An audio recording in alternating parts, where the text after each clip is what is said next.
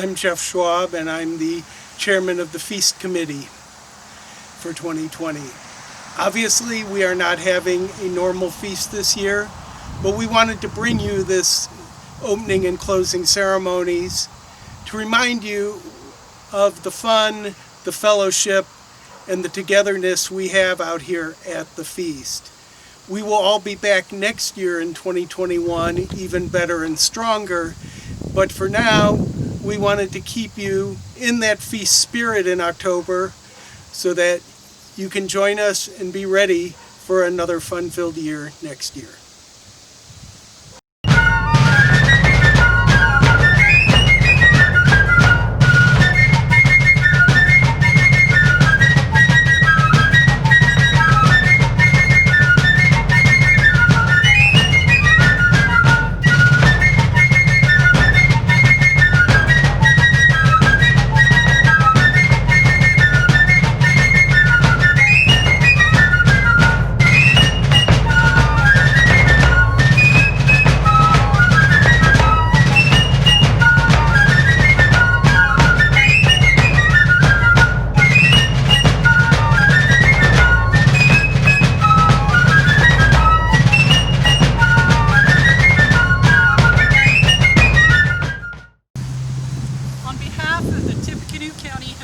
Association, I would like to welcome all of you to Fort Wiatnon and the virtual 2020 Feast of the Hunter's Moon opening ceremonies.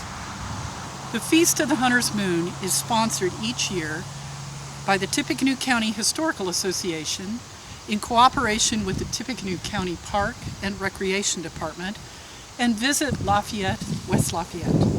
The feast raises funds for the community and the Historical Association, as well as over 50 area nonprofits raise funds at the feast. I am Leslie Martin Conwell, Operations Manager and Feast of the Hunter's Moon Event Manager. We'd like to thank the Historical Association's Board President, Pete Bill, the TCHA Board of Governors, our Feast Chairman, Jeff Schwab, our videographer today, Brooke Sauter, the Feast Steering Committee, and the volunteers here with us today. Traditionally, opening ceremonies is a very large event that, due to social distancing, we could not recreate today. We hope you enjoy this raising of the flags. Welcome to the ancestral home of the Wiyah, Mascoutin, and Kickapoo peoples. Welcome to the great Wiyah Plains, where the people of the Wiyah tribe grew maize and squash and hunted deer and buffalo. Welcome to the Wabash country and the 2020 virtual Feast of the Hunter's Moon. The original French post of Wiatnon would never have existed if it had not been for the Wiyah village on the south side of the Wabash River, just as the feast today would not exist without the work and cooperation of many participants. Would all gentlemen please remove your hats as members of the Wiyah tribe step forward upon the land of their ancestors and offer a prayer. I am offering the Lord's Prayer in the Miami language. I am Blue Butterfly Woman, a member of the Wiyah Indian tribe. Nawa Nasa Tilasa Walium Alkisan Twaf Sa Natishi Kiawila Kalniolis Shisana Tikwa Kal Ya Naka Kai No Waish Twe Wa A Ono Twaha No Ku Wa Kwon On Ke In Ta Sako Wiake No Kel In Wak Ganat Ik Not Ik Mil Onik Lonak Kowalsh.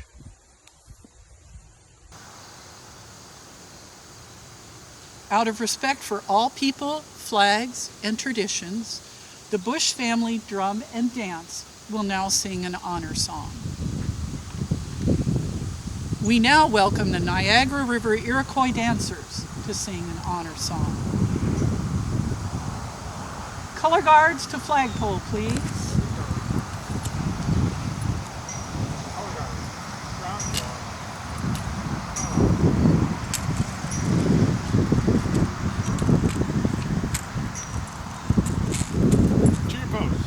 Mark.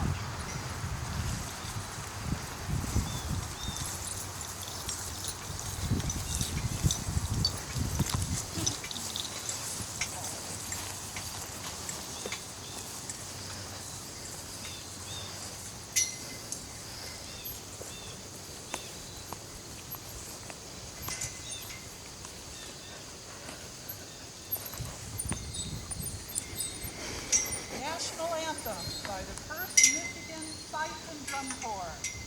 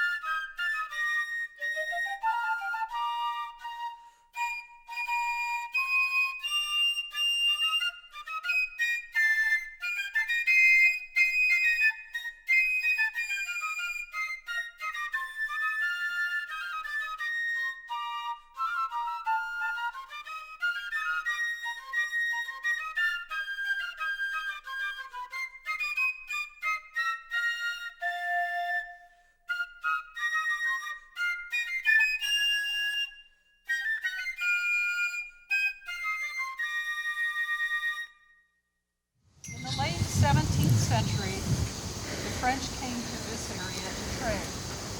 Here was the southernmost outpost of the French colony of Canada, one of the farthest corners of the French Empire. The symbol of that French Empire was the blue and gold banner, known as the Lily Banner or the Banner of France.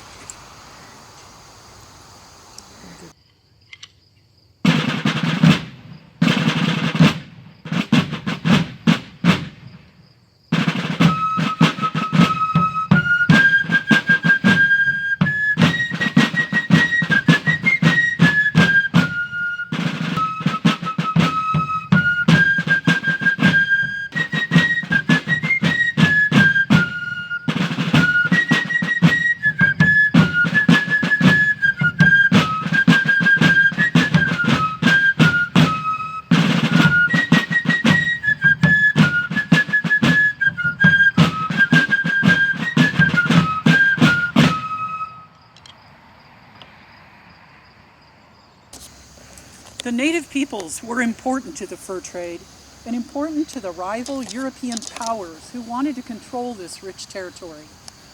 During 1717, a small company of French Marines brought the pure white flag of the Bourbon rulers to fly over the post they called Ouiatenon. Malbras s'en vont en guerre by the Tippecanoe Ancient Fife and Drum Corps.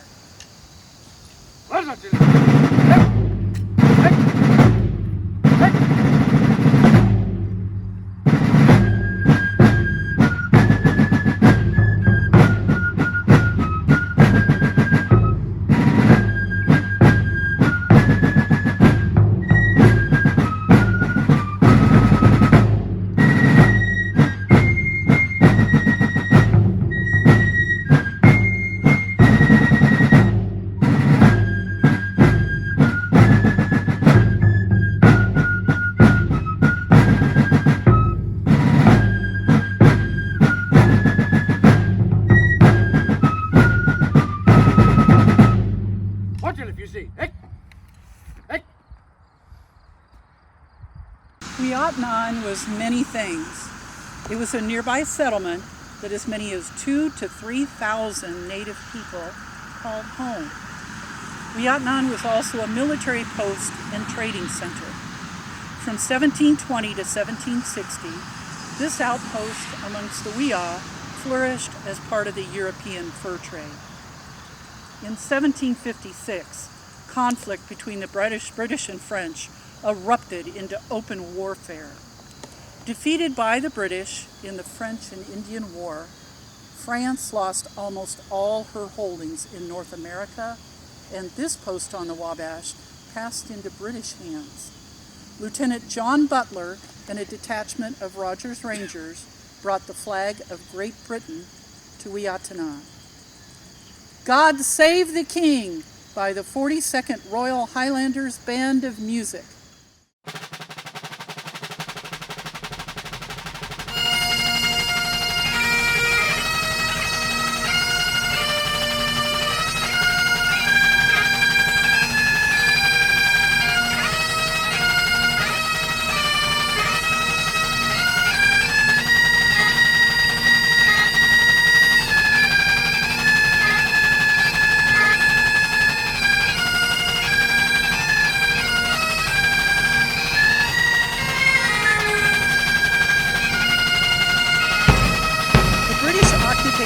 Posts of the Great Lakes and Wabash was short-lived.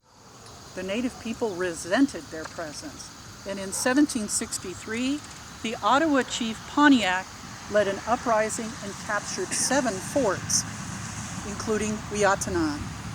Most of the forts were burned, but thanks to the intervention of 2 French traders, Weatanon was spared. 2 years later, in 1765, Weatanon was the site of a council between British Indian agent George Crowan and Pontiac. Here they negotiated a preliminary treaty which ended the war between the native peoples in this region and the British. Although Weatanon and the nearby Weah village remained intact, the fort was never again re-garrisoned by British troops after 1763. Toward the end of the American Revolution, Spain, the third great colonial power in North America, moved forces into the Great Lakes area in hopes that a power vacuum would develop to bring the flag of Spain to the region. Spanish March, Theotiki Fife and Drum Corps.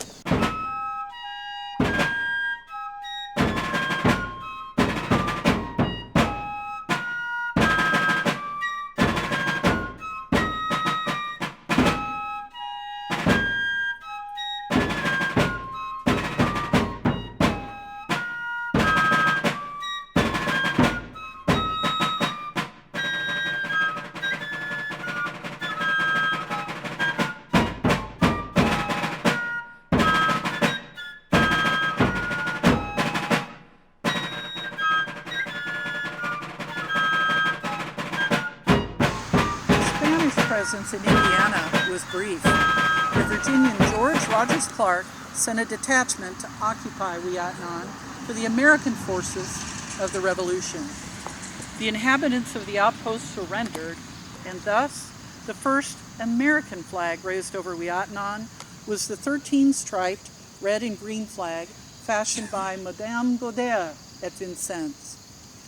Yankee Doodle by River Valley Colonial Fife and Drum Corps.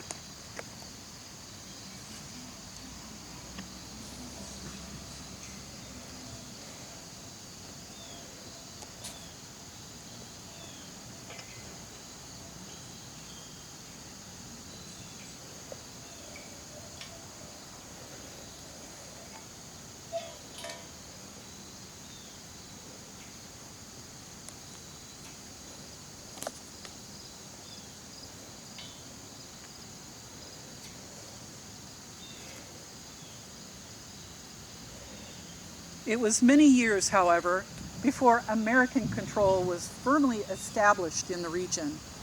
As a result, from 1785 to 1791, area tribes used Weatanon as a staging ground for raids into Kentucky. In retaliation, General Scott led an army north from Kentucky and burned Weatanon in 1791. 4 years later, after General Anthony Wayne defeated the native forces at the Battle of Fallen Timbers, the friendly native villages of this area flew the flag of Wayne's Legion. American control had come to the Wabash. Wayne's March by Great River Fife and Drum Corps.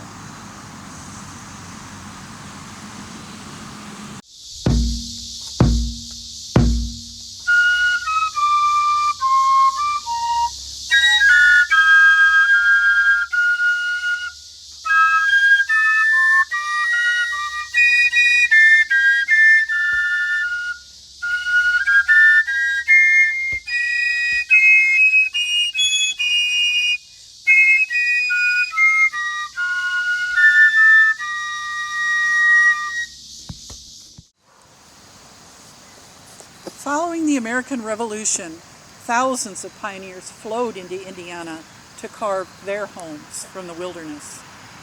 Many of these early settlers had served in the Revolution, and for them, the 13-star flag, called the Betsy Ross flag, was the true symbol of their freedom.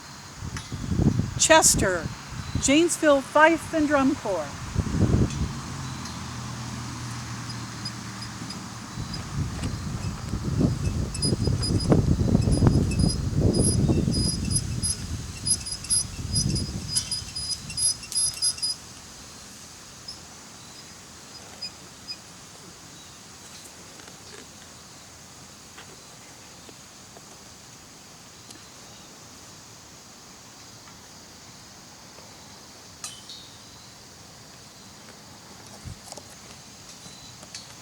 Color guard, return to post.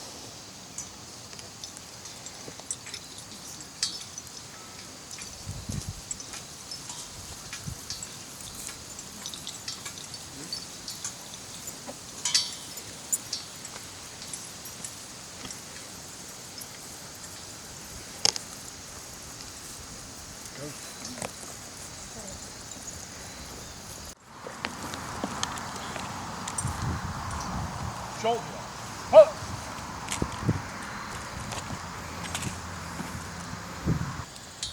Prime and load.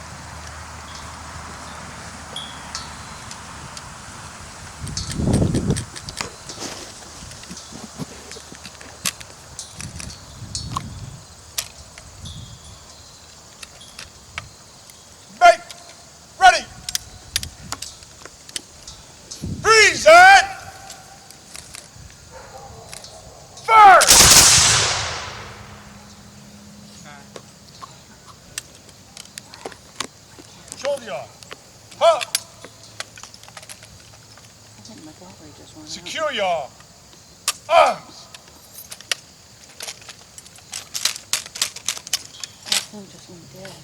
Shoulder your halt.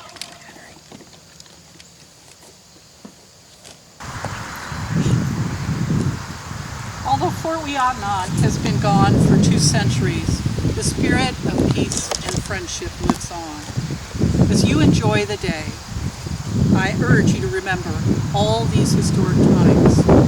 They are reflected in everything you see or do today. No one can say for sure what life was really like at Ouiatenon. Undoubtedly, there were times of hardship and boredom, but the fall of the year was a time of great plenty. The summer crops had been gathered. The hunting on the Great Ouiatenon Plain and in the surrounding woodland was at its very best. Most importantly, it was a time for the return of French voyageurs from Montreal. These brightly dressed men came with canoes filled with bolts of cloth, brass kettles, tobacco, beads, knives, and manufactured items of all kinds to use as trade goods with the Native Americans. Fall was a time of homecoming. It was a time for marriages and baptisms and the affairs of the church and the state. It was a time of plenty, a time of happiness, a time of thanksgiving, and a time of celebration. It was time for for the Feast of the Hunter's Moon.